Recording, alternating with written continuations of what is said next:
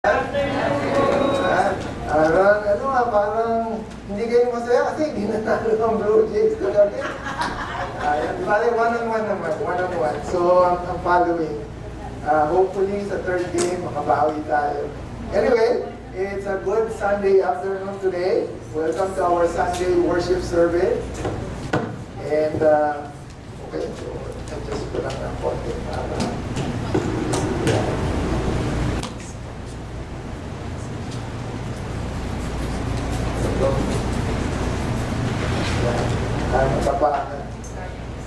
There you go.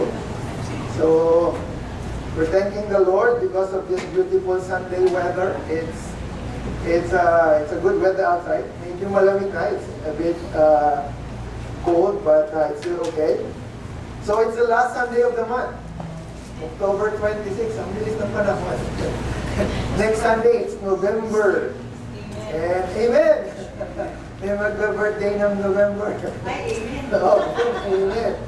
So, we're continuing with our studies. Let me see if this is working. Oops. Baliktad yata. Yeah, kasi, yun. Is it working? Okay. Tayo? Yabot? Yana, hindi daw ako. Here. Nabot na. Sige.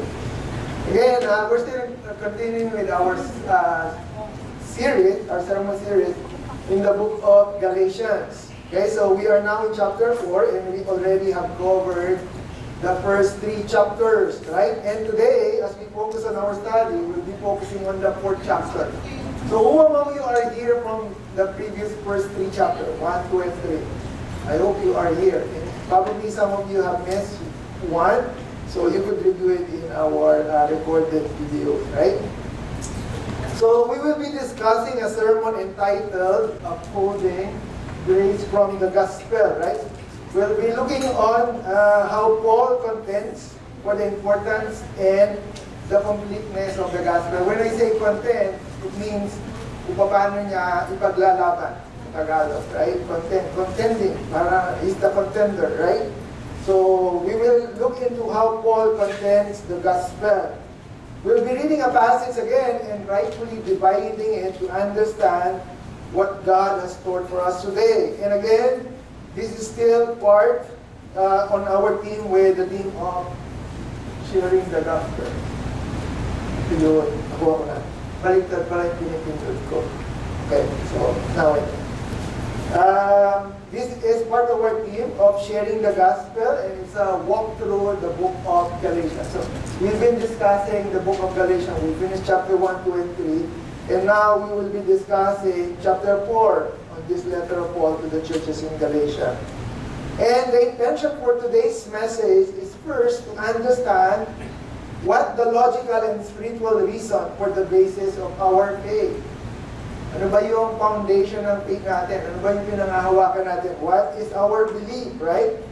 So we will try to know the grounds of our core beliefs and the principles of God's will in our lives. Right? Kasi we've been living into this Christian life, pero I want us to strengthen ano ba yung beliefs natin? Ano yung reasons natin? Why are we the so-called Christian? Right? So through this study, I hope we could strengthen it. So, like what I said, hoping at the end of our message, our stand or our foundation will be strengthened by the way we think and the way we feel about it. Okay? So, importante yung 2 things. By the way we think and by the way we feel about it. Right? So, we will try to strengthen our belief system based on those 2 things. So if you have your Bible with you, I'd like to invite you all to stand up in giving reverence to the reading of God's Word. And let us open our Bible in the letter of Paul to the Galatians in chapter 4. Okay? So we'll just read the initial verses, and then later we will try to continue to dissect it as we discuss the whole chapter. So we'll be reading only verses 1 to 7. Actually, I have it on the board, so you could just simply follow along with me. Basahin natin. Sabi dito, now I say that the heir, as long as he is a child, does not differ at all from a slave, though he is a master of all, but is under guardians and stewards under the time appointed by the Father. Even so, when we were children, were in bondage under the elements of the world. But when the fullness of time had come, God sent forth His Son, born of a woman, born under the law, to redeem those who were under the law, that we might receive the adoption as sons. And because you are sons, God has sent forth the Spirit of His Son into your hearts, crying out, Abba, Father. Therefore you are no longer a slave, but a son, and if a son, then an heir of God through Christ. Amen. So let's remain standing, and let us open this time first in a word of prayer.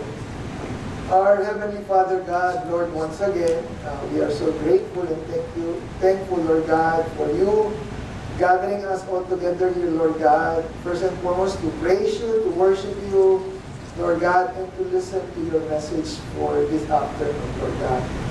Lord, I just personally pray, Lord God, that you would guide us as we study your word, be the deliverer of your word, Lord God, and be the speaker. Lord, we pray that you will remove all any distraction, Lord God, in our day, and that we might be able to focus on you and you alone, Lord God. Lord, be glorified in our prayer. In Jesus' name. Amen. You may now take your seats. Again, the title of our message, Upholding Grace from the Gospel. Okay? This is the main context of Galatians chapter 4. But before we jump directly, allow me again to remind everyone as to where we stand on our study series. Okay? Allow me to elaborate further some of the key things we covered so far. And this will help us remember what we learned from the previous chapter. I hope you still remember. Remember in chapter 1, this is the thing that we have discussed, the authority of the gospel. Remember, Paul is trying to defend the gospel from the Judaizer. Remember that, right? So he was trying to defend, number one, himself, because the Judaizer, those people, those Pharisees during that time are questioning Paul's authority. Sabi niya na, wala kang karapatang magturo. So, Paul wrote this letter to defend his authority and at the same time to correct, the misinformation being scattered during that time. And that is, some Judaizer is trying to spread a new type of gospel. Remember, I keep on telling this every time because this is the main theme of the book of Galatians. Paul is trying to present the one true gospel. Because Judaizer is trying to add something from the original. They're trying to add up something. Sabi ng Judaizer, the gospel is believing on Christ at the same time adding circumcision, adding the law. Right? So, but this is not what Paul is have taught them, right? So during his first missionary journey. So this is the reason why he's trying to write this letter. And that was discussed in chapter 1. And then in chapter 2, I remember, we enlist the beauty and the power of the gospel. Do you still remember what are the beauty of the gospel? Number one, the major thing that strikes me about the gospel is that it is free. You don't have to be circumcised. You don't have to be something. You don't have to be a good singer in order for you to be accepted in the family of God, right? So the gospel is free. And there are so many things that we could see from the beauty of the gospel. That was discussed in chapter 2, right? And then in chapter 3, last time, we discussed the sufficiency of faith for the gospel. When we say sufficiency, this is, sabi nga natin in that song, Christ is enough. Jesus is enough. Our faith in Christ is enough in order for us to achieve the gospel. We don't have to do anything else. We don't have to add. We don't have to subtract anything else. Okay? Our faith in the gospel is sufficient enough in order for us to be saved, and at the same time, to live according to Christ. So those are chapter 1, chapter 2, and chapter 3, and those are all part of this whole writing, okay? This whole letter. Do you still remember the problem that we presented last 3 chapters? Natatandaan niyo ba yung problems? Actually, this is the reason as to why Paul wrote this letter. Remember this problem? There are 2 main characters in that problem. Number 1 is the Judaizer.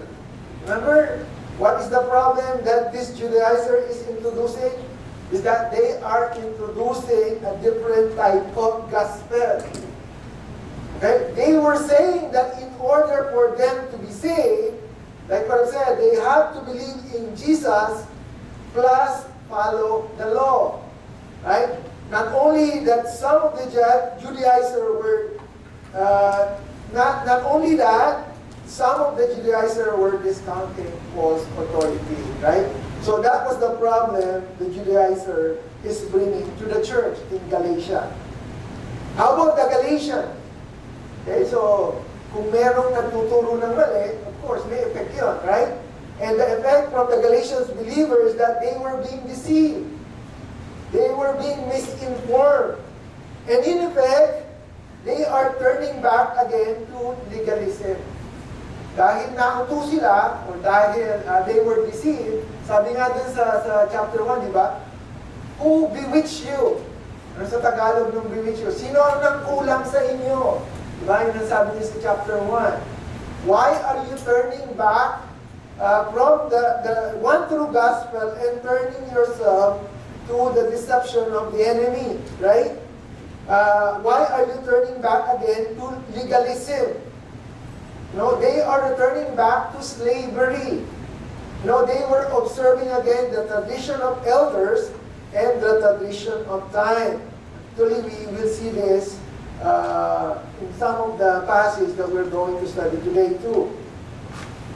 Not only that they are turning their back again to legalism, at the same time, ito yung masakit kay Paul. This is something that hurts Paul. They are distancing themselves away from his teaching. Nilalayo nila yung sarili nila kay Paul. And not only to Paul himself, but also to his teaching. They desire to submit themselves again to the law. No? They have been set free. Actually, we've been singing that. Ano title mo sa?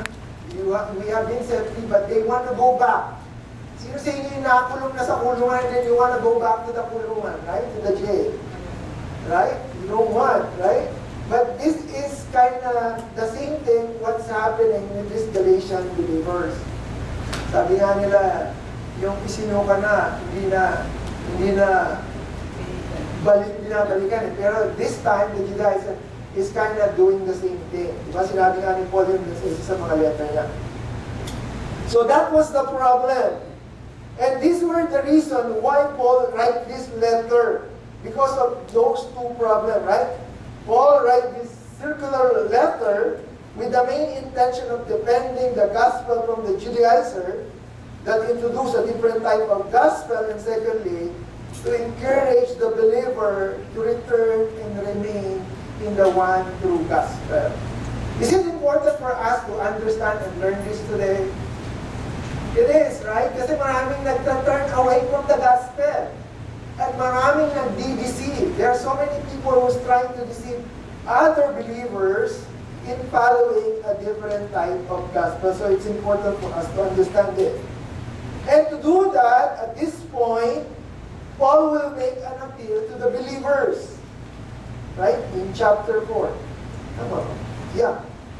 At this point in chapter 4, Paul will make an appeal to the believers in the churches of Galatia. When you say appeal, ano ba sa Tagalog ng appeal?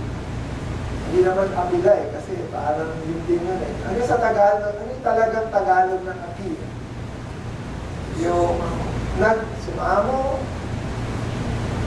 Yeah, parang, anyway, parang gano'n. Nag-plea. nakikiusap. O yan, nakikiusap. Paul will going to try to appeal in this chapter. Ito yung main intention ni Paul. Paul will make an appeal to the believers in the churches of Galatia, and Paul will make an appeal. Paul will try to persuade them, convince them, and encourage them to remain and return to the faith. Oops, sorry. Paul will use two types of approach to appeal to the believers inside the church. Okay? So, meron siyang gagawin, kumbaga sa approach, yung style ng kanyang approach. And this is the thing that I would like us to look into. First, Paul will make an appeal through their minds. Okay? The way of their thinking. Using two illustration, Paul will try to captivate their line of thought. Di ba pagka nagko-convince tayo ng mga tao, we try to reason to them so that we could convince them. This is the kind of thing that Paul is going to do. He'll use two illustrations to convince them logically and with sound reasoning. So that's the first approach. The second approach is Paul will make an appeal, kanina through their mind, this time through their heart. He will speak through their emotions and feeling to trigger their lost passion to return to the gospel. He'll talk to their emotion, right? I hope, at a glimpse you could understand, it's a good idea that sometimes when you are trying to convince a person, you either attack him to his mind or attack him to his emotion. Diba? Minsan, sabi nga nila, yung kinukonsensya daw. Diba? So, let's look at how Paul will try to use these two types of approach in this chapter in order to liberate the Galatians with legalism. Okay? But first question, do you understand what legalism is? Here, legalism. Nakaturo yung kamay sa akin. Legalism. So by definition, legalism is an excessive adherence to the law. Meaning, legalistic. Diba? Yung parang, somehow, there's some good points about it, but sabi nga, everything that is excessive, everything na sobra, mali. Diba? So that is being legalistic. No, it is the dependence on the moral law rather on personal religious faith. It is the strict literal interpretation of the law with no consideration of specific circumstances. Yung ba parang they want you just to follow the law without any question at all, being legalistic. And biblical definition is attempting to live the Christian life in one's strength instead of relying on the supernatural grace God has given through the Holy Spirit. So yung parang we are just simply relying on our own strength, being legalistic. Yun ang biblical definition. So let's start. Again, the goal is for us to learn Paul's way of negotiation. Now, we will try to learn Paul's convincing power and personal appeal that will help us strengthen the conviction on chapter 4. Okay? Oh, here, Paul's appeal for the gospel. Yan kasi yung parang pinaka-central theme ng chapter 4. How Paul will attack or his appeal, his convincing power to the Galatian people. And at the same time, for us to be able to follow a pattern in case we came to a similar situation. Have you encountered that situation? One time you have a friend who is a believer and now he is no longer actively involved in his Christian life. Baka makatulong to. Right? It might be able to help us how we could convince them to go back to their faith, their God's faith. I hope that this could help us when we came to that similar situation. Coming across someone who needs to be encouraged to return to the gospel. Okay? And to start, here, to encourage the Galatians to return to the gospel, number one, just like what I mentioned, Paul speaks to their mind. Okay? And we could see this by simply following the two illustrations that Paul uses to convince them. Here's the first illustration. The legal illustration. Right? So, Paul speaks to their mind using a legal illustration. When we say illustration, ano sa Tagalog na illustration?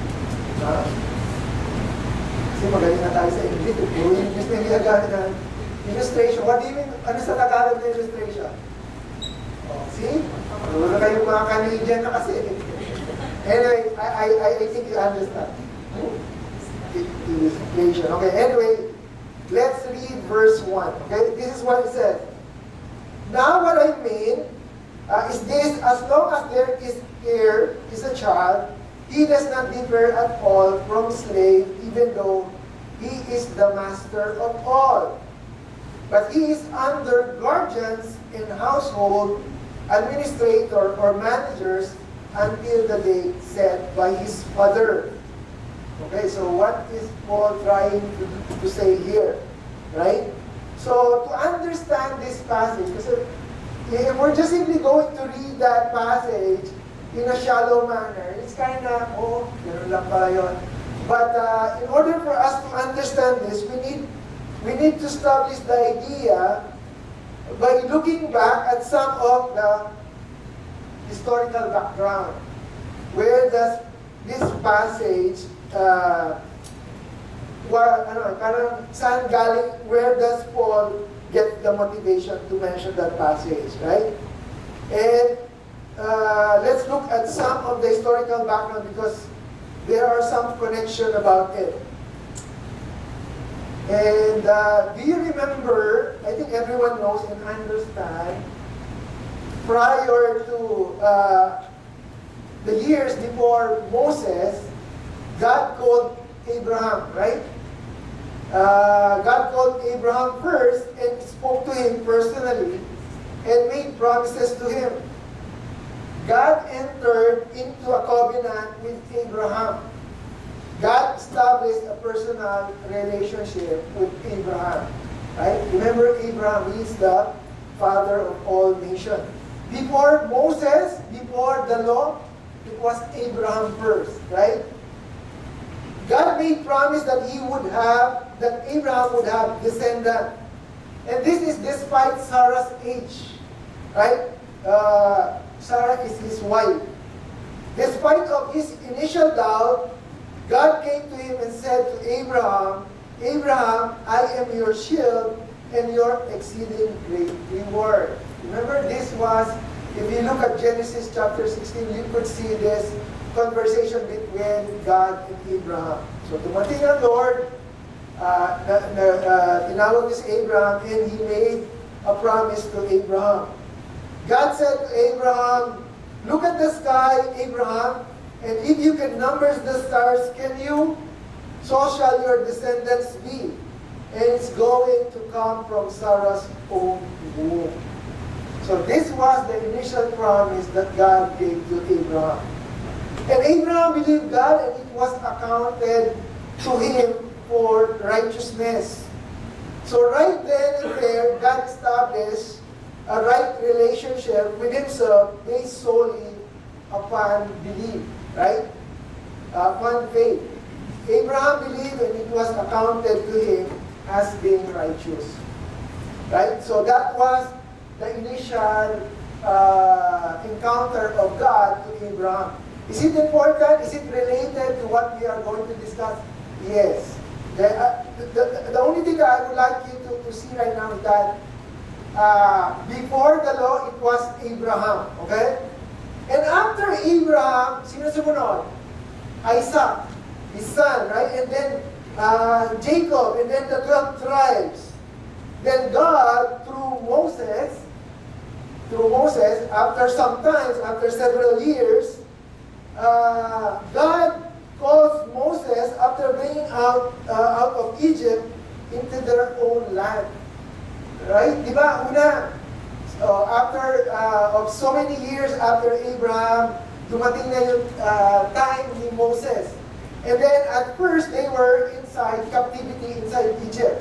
And then once the Lord have taken them out from Egypt, God have made this Mosaic covenant with Moses.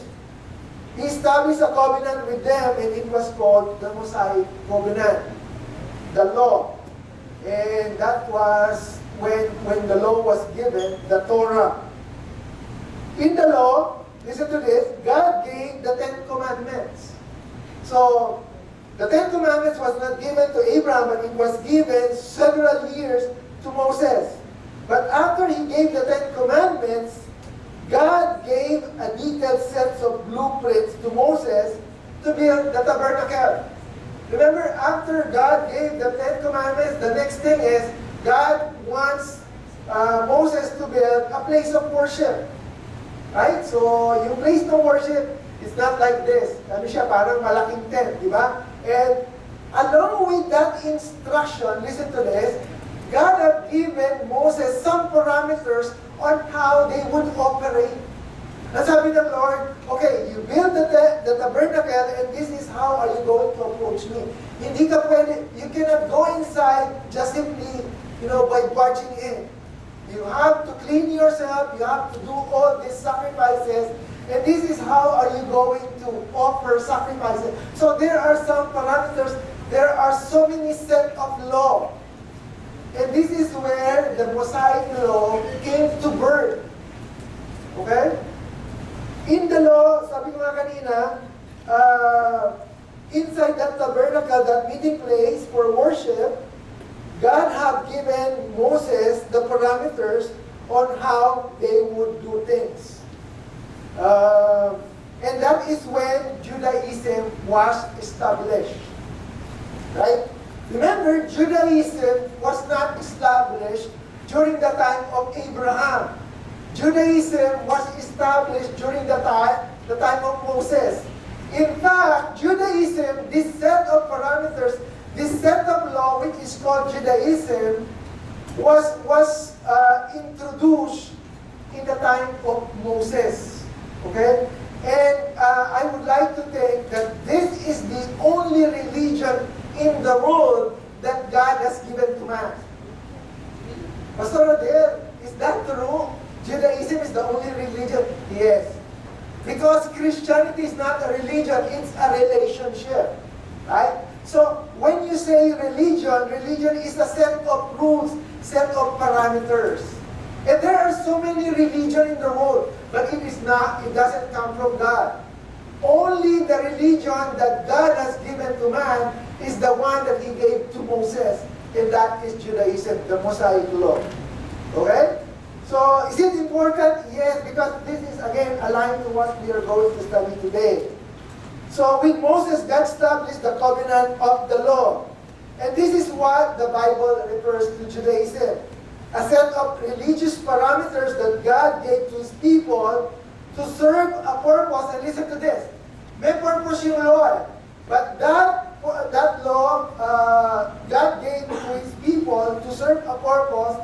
And listen to this, to serve a certain term. Did you catch that? Yung law, binigay yan with a certain term, meaning there is an expiration. Okay?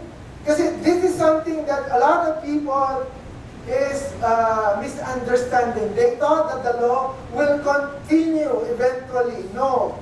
There is an expiration. This is the only religion, like what I said, that I think God gave to man, but God gave this to serve a purpose and to a certain term or period. In fact, Christianity replaces the covenant of the law. This religion, this set of rules, is within a term, within a contract. And the thing is, it is already over. It's done. That religious system is ended as far as God was concerned when Jesus died at the cross. Christianity entered to the scene. Remember when Christ died on the cross, what happened to that big curtain? It breaks the curtain. What does it mean? It means that God is simply saying, now you don't have to follow all those parameters that we have discussed during Moses. Now you could come to me directly. You don't have to follow that law anymore. You could go to me directly, right? You could talk to me face to face, right? So that was the thing that happened. He took the veil of the temple and ripped it up from top to bottom, basically saying all the parameters is no longer required. All those ordinances are done. Now you can fellowship on me one-on-one directly. But again, the law served its purpose. Right? May purpose yung law. And that purpose was only applicable during that time. But remember last time I mentioned the three types of law? The moral law, the ceremonial law, and the civil law. Right? So, maraming klase ng law. But when the New Testament was introduced, that doesn't mean that Jesus Christ abolished the law. He just improves it. Right? But again, that we no longer part of the law. Now the question probably would ask me, Pastor Adel, what's the purpose then? And when did it end? Okay, here. In Galatians chapter 3, last time we discussed it. And sabi doon, what is the purpose then of the law? Sabi dito, it was added, that was the intention, because of our transgression. Because of your sin, because of our sin, the law was introduced. Okay? Referring to the Galatians, or referring to the people of God during that time. I'm not referring to you. Okay? And then, what was the expiration? And sabi doon, there was the condition. It will expire till the seed should come to whom the promise was made. That was the expiration. And remember that seed, we discussed it last time, capital S, right? The seed is the Lord Jesus Christ, right? He was the seed of Abraham. It was added because of our transgression, the sin. The purpose was to show us how bad we are, right? And it's like, the law is like, how can I say? The law is like a mirror. When you see the mirror, you see the dirt into your face. Dumi-dumi pala ng mukha ko, di ba? Or, there's something that I have to clean. But you don't use the mirror to clean your face. Right? So, that's the same thing with the law. You don't use the law to clean yourself. You need the blood of the Lord Jesus Christ to clean your soul, your sin, right? So the law is good, don't get me wrong, but that would not cleanse us from our iniquities. That would not cleanse us from our filthiness. It is only through the blood of the Lord Jesus Christ and through the saving work of Christ that we could become clean. Is that clear? Right? It's clear, right? Law is like a mirror. But again, just like what we said, it's already done its purpose. It's done, right? But does it mean that we're not going to understand and learn from the law? No, that's not what Paul is mentioning, right? He was just simply saying that it has a purpose and it was being improved, right? And that was that was the last this was the last section in chapter 3 telling us. Actually, hindi natin ito natapos last time, and I want to go back here. Diba, kung hindi ko matapos, itutuloy natin. This is the last portion of chapter 3. And this is what it was saying there. Sabi ganon, we were kept in custody under the law, right? The law has become our guardian to lead us to Christ. And if you look at the last verse, it says that if you belong to Christ, then you are Abraham's descendants, heirs according to the promise. Right? So that is what that is what Apostle Paul mentioned in the last portion of chapter 3. Sabi ganon, we were kept in custody under the law. Right? That is in preparation for the faith that was destined to be revealed. Kaya pala tayo, that's the reason why the law was given to us, so that it could prepare us from the promised Messiah. Right? And it says there, the law become our tutor, our disciplinarian, to guide us to Christ. Sabi nga, so that we may be justified. When we say justified, it means that we are being declared free, out of guilt and out of its penalty. We are being placed in the right standing with God. That's the meaning of being justified, right? Again, the law was a tool that was used so that it would guide us to come closer to Christ, so that we could be justified. Yes, there is a law. Yes, the law was our guardian, but there was a due time. Okay? And it already expired, according to the verse that we have read. Till the seed have come. Remember, the seed have already come, the Lord Jesus Christ. We are no longer under the control and authority of the law, because Christ already came and justified those who belong to Him. Now, those who were born again, those who are separated, spiritually transformed, renewed, sanctified, and set apart for His purpose. Right? We are declared free out of guilt, just like what I mentioned, and out of the penalty from God. And what does the passage also say? Look, did you see that? Okay, let me try it. If this works. Oh, yeah, it's working. See that word, hairs? Ano sabi nun? Ano sa Tagalog ng hairs? Buhok? No, hindi buhok. Tagapagmana, right? Oh, hairs, sabi na. And if you belong to Christ, who are here belong to Christ? Lahat tayo, right? I hope we are all, sabi ka naman, if you belong to Christ, then you are Abraham's descendant, heirs according to promise. Right? Sabi doon, we are heirs of Abraham. So now that we understand, this background about the law, the legal covenant, and our standing with God, being heirs of Abraham. Now let's jump back to the chapter that we are discussing here.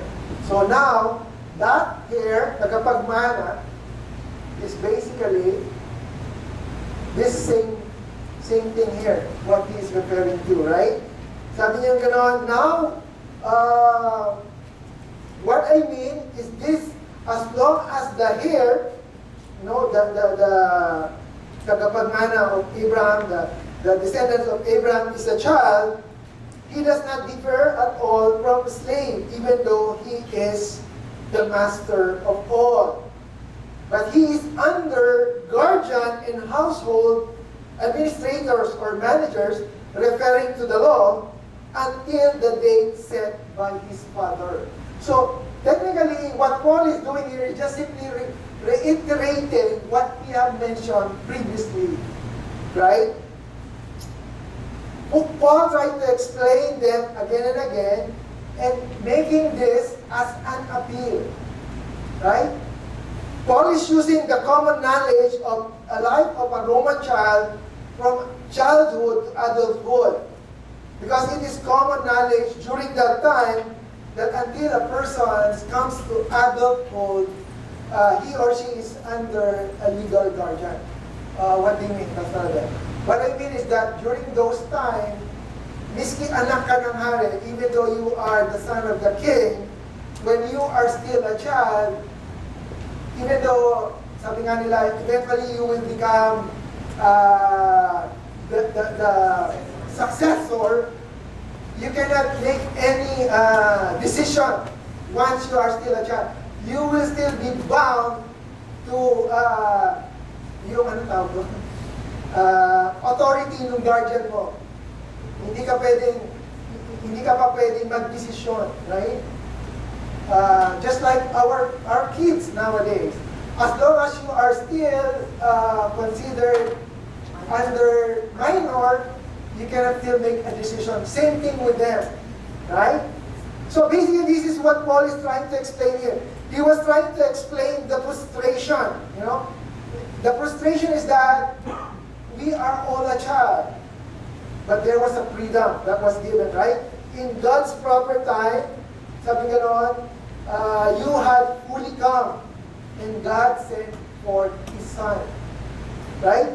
So Paul is saying is that before it's okay that we are under the law, right? We are under the guardian or tutor. In fact, it was okay because it leads us to Christ.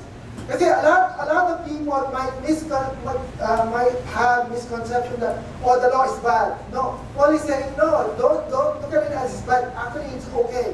But you have to realize that it's we're no longer a child. We are already, we are already an adult, right? Because the proper time has already said.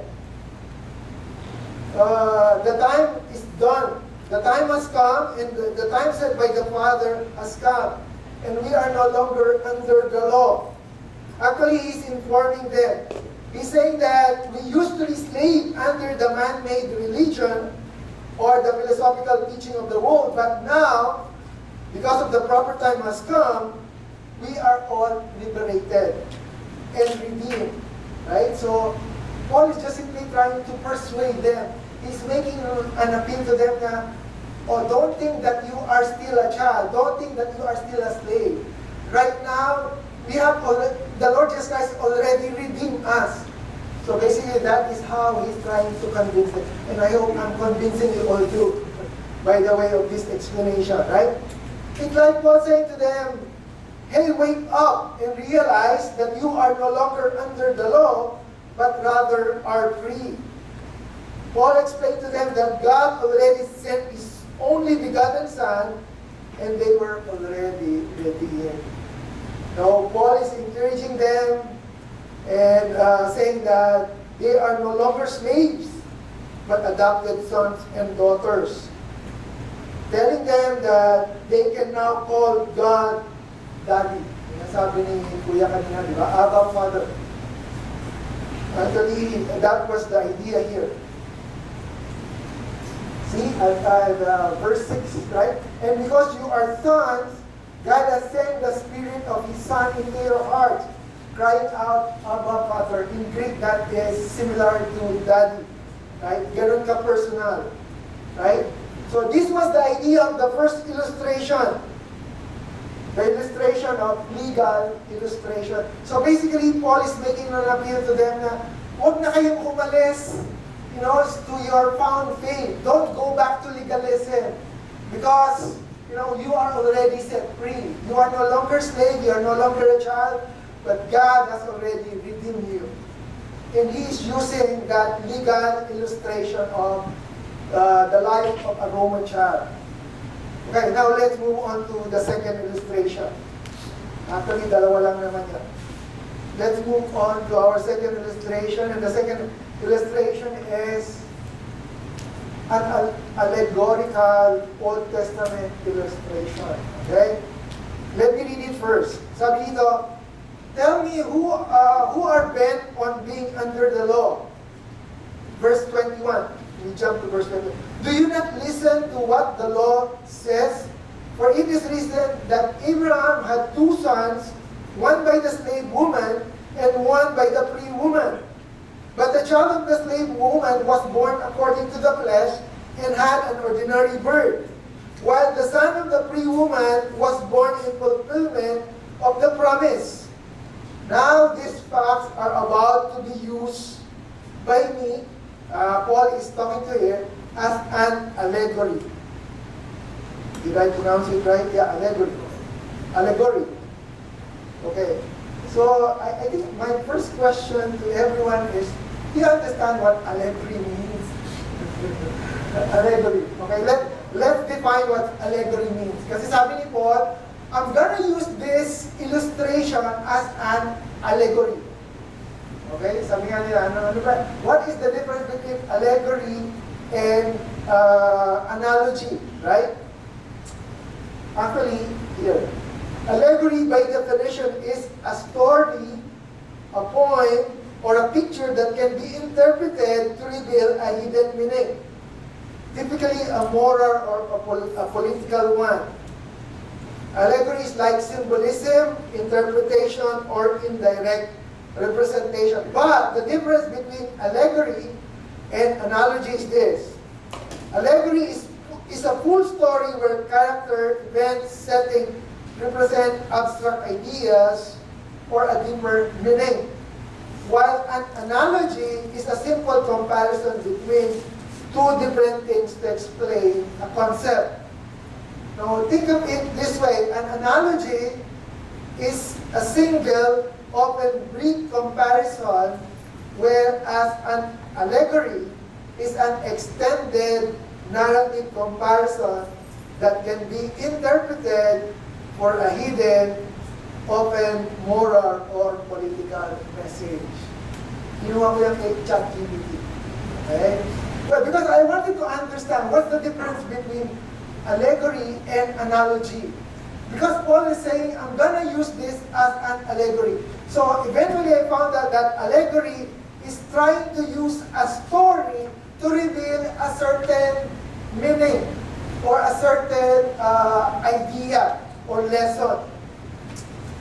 Paul is using this part of his appeal to convince the Galatian and Judaizer by interpreting the story of Abraham's two sons.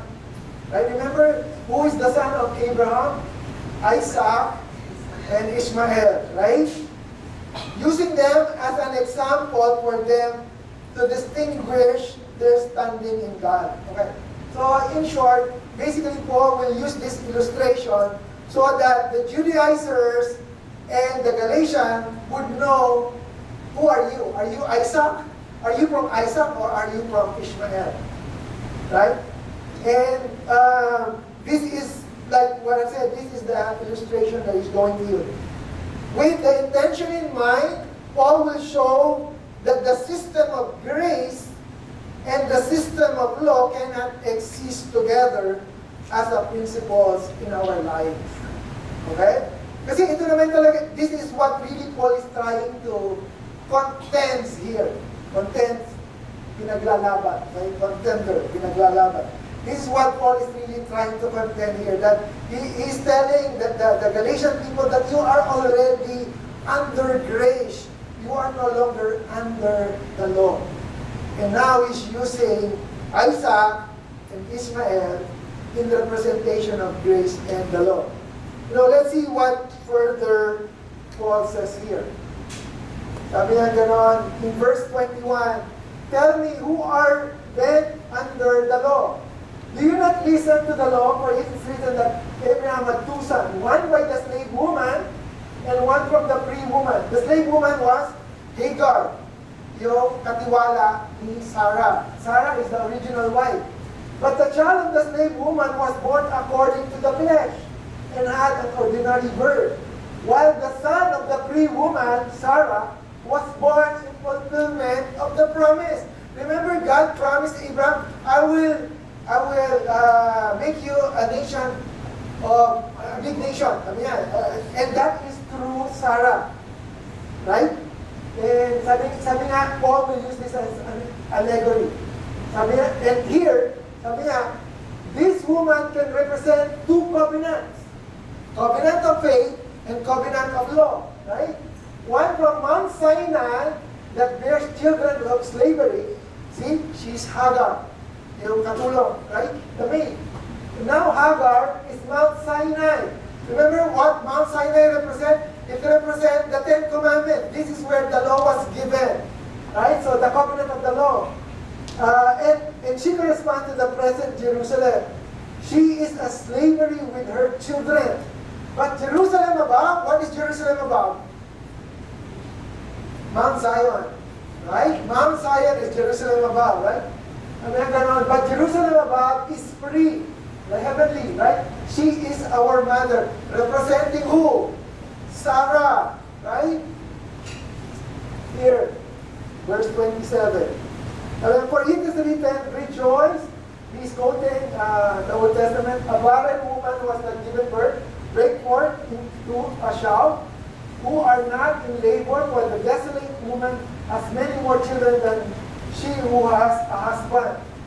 Amen, ganon. And we brothers and sisters, like Isaac, the children of promise. So he's encouraging the Galatians, telling them, hey, we are not sons from Ishmael. We are from Isaac. Right? So again, Paul took it granted that his reader knew the Bible. He takes advantage that these people that he is sending the letter to knows the Old Testament. Knows the Old Testament. Minsan nahihiya ako kasi sabi ko, buti pa sila alam nila yung Old Testament. Right? So, this is the reason why Paul took this as an advantage, because he knows that the Galatian people know the Old Testament. He explained his point and tells the story of Abraham, Hagar, and Sarah. So basically, Paul is like simply saying, let's have a Bible study. Open your Bible to Genesis 16 and let's talk about the story of Abraham, Sarah, and Hagar. Because I want to point out something here. And this is what Paul is trying to say here. You know, it is important that Paul refer back to the scriptures again and again, because the legalists among the Galatians presented themselves as they are, the Bible scholar people. Remember the Judaizer? They are so proud about, we know the law. We know the Old Testament. Right? So now, this is what Paul is going to do. Okay? You know the Old Testament? Let me bring the Old Testament to you guys. And this is what Paul is doing here. Paul will show that they were not handling the Old Testament scriptures correctly. And he will show that the true understanding of the law of Moses will support the true gospel that he preaches. So basically, Paul is saying, okay, Judaizers, you are convincing the people of a different type of gospel. You say that you know the Old Testament. You say you know the law. Now, let me challenge you. I'll bring you the Old Testament, and let me show you that this Old Testament scripture supports what I teach. And this is how Paul is going to appeal. Remember, I mentioned a while ago, God made a promise to Abraham, right? Abraham believed God and it was accounted to him as righteous. But somewhere along the way, listen to this, Abraham made a big mistake. Right? And this is along with Sarah, his wife. Now, Abraham was getting old. He was 86 years old when he said, God, it's fine. I'm waiting around and I want to have a kid and you haven't fulfilled the promise yet. Naging impatient. Abraham got impatient. Abraham think he got to do something about it. Remember the story, right? He became impatient, and he's impatient, and with his wife's suggestion, this is what happened, right? Basically, they were saying, matanda na ako, I'm old, and we cannot have children anymore. So what's the suggestion? What's Sarah's suggestion? Sabi ni Sarah, okay, sleep with my maid, Hagar. Maybe that is how the Lord will bring the promise to you, to have many descendants. So what happened? Nagkaroon siya ng anak kay Hagar, right? And the son was Ishmael. And then one time, the Lord talked to Abraham, and then Abraham said to God, Lord, here's your son. And what did God say to Abraham? No, that is not what the son that I will go to fulfill my promise. Sabi niya ganon, God said to Abraham, that's not the son of promise. The son of promise will be one from Sarah's own body is going to be born. Right? So this is what we are, we've been reading here. The son of promise. It was through Isaac, right? God said, I'm going to fulfill my promise through that child. That child was born, and that was Isaac. And Isaac, it was a miraculous birth. What do you mean miraculous birth? Because Sarah is an infertile woman. He has already passed through his age of childbearing. She's old. And what happened? It's still a miracle. The first son, Isaac, was born. And Isaac was the promise of faith. And now, fast forward to the present day of Paul. Paul used that story that as an illustration to represent those who belong to God and those who are not, in order to convince the people in the Church of Galatia to remain in the faith. And these were represented by Sarah, Isaac, Mount Zion on one side, and Hagar, Ishmael, and Mount Sinai on the other. Here. So, look at that. From Ishmael, it represents the law, legalism. It represents slavery and bondage because the woman is a slave woman. Ishmael was born according to flesh. Ishmael was coming from the earthly Jerusalem, and he was promised with many children, but he is persecuted.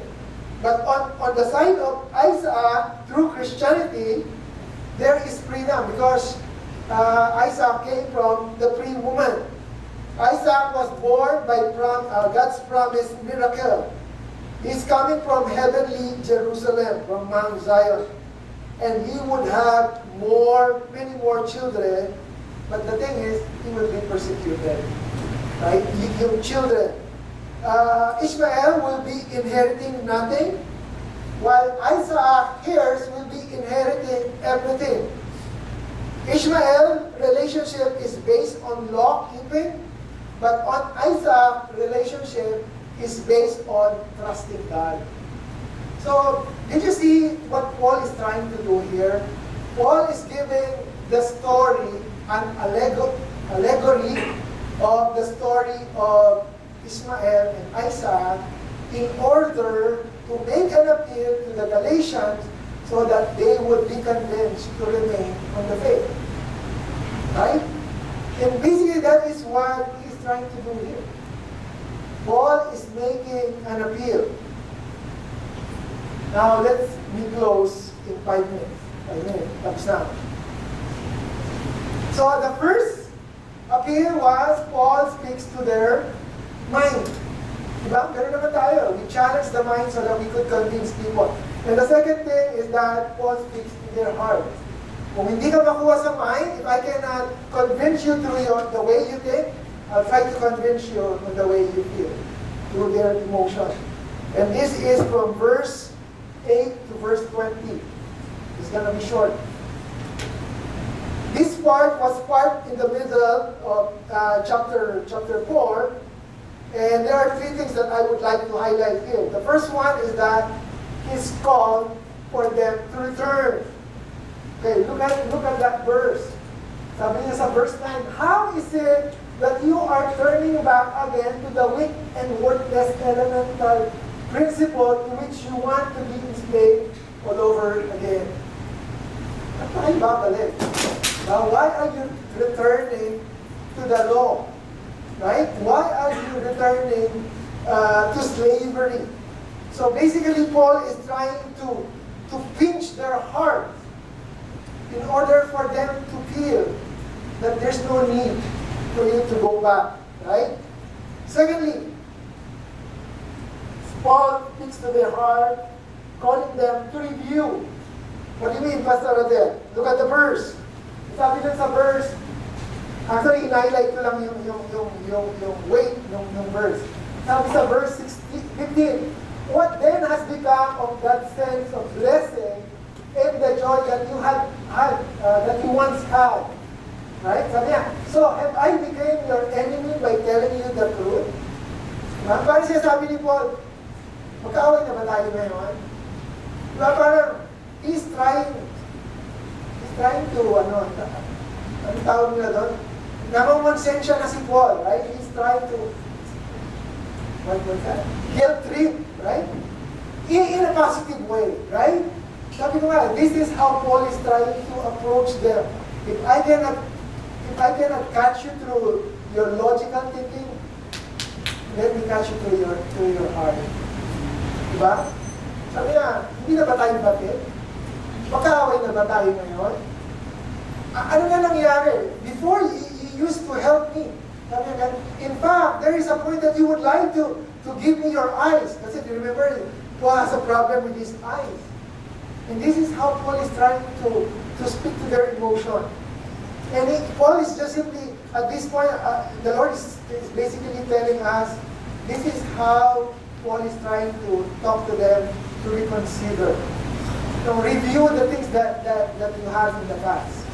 And lastly, Paul speaks to their heart, calling them to review, and then lastly, calling them to renew. Ano sabi doon? Sabi, my little children, for whom I am again in pains of labor. Yung mga anak sa atin dito bukas,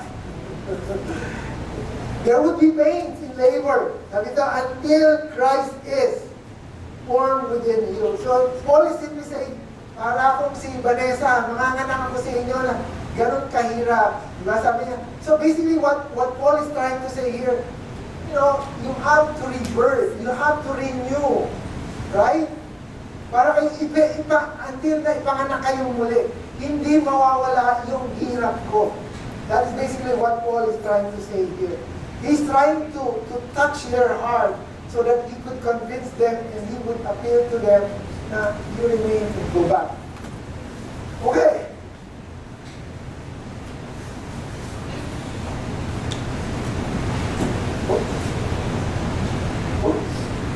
Why? Ayaw na? Okay. So what can we learn? When I was trying to prepare this message, I was reading, Lord, give me insight. Kasi ang hirap eh. If you read the passage, I'm going to share it with you. If you read the passage, it's just merely Paul talking. There was no response. He was just simply writing it to the Galatians. So, what is he trying to do? So basically he's making an appeal. So what can I learn from that, Lord? And here, this is what the Lord tells me. So basically the Lord is telling us through that passage, through that chapter, through that appeal, number one, that we are no longer slaves. Right? That we are free from bondage. We are redeemed by the Lord Jesus Christ. We have the Holy Spirit that assures us that our relationship with God the Father. Right? So that is important.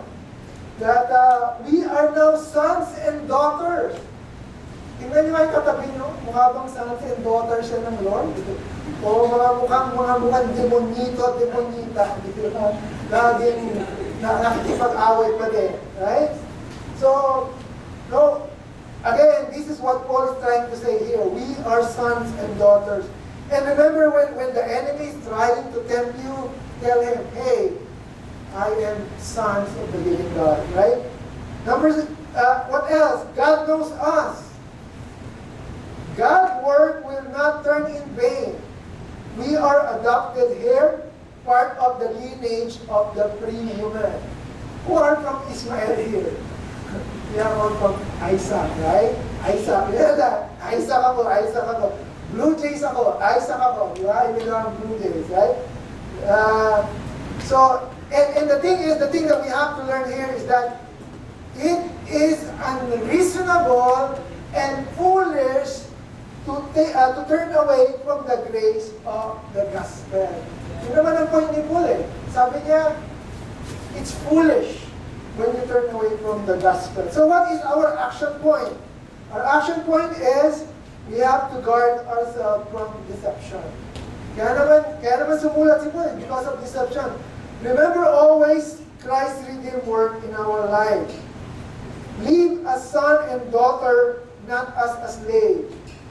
Cultivate the relationship with God. And lastly, and most importantly, if you see someone turning away from the faith, follow the example of Paul. Make an appeal to them. Speak to their mind and speak to their heart. Let's pray. Our Heavenly Father God, Lord, once again, we thank you for this wonderful time that you have given us, Lord, to understand this short passage in the letter of Paul. Lord, we just pray that we have understand, Lord, how Paul made that an appeal, Lord God, for the Galatian people and for from those Judaizers who's trying to deceive them. Lord, help us to strengthen our faith. Help us, Lord, to strengthen our foundation. Help us, Lord, to understand where our faith was based from. Thank you, Lord God, for this information. Thank you, Lord God, for this lesson. And Lord, we pray that this will be planted into our hearts. We bring back all the glory to you, Lord. In Jesus' name we pray. Amen.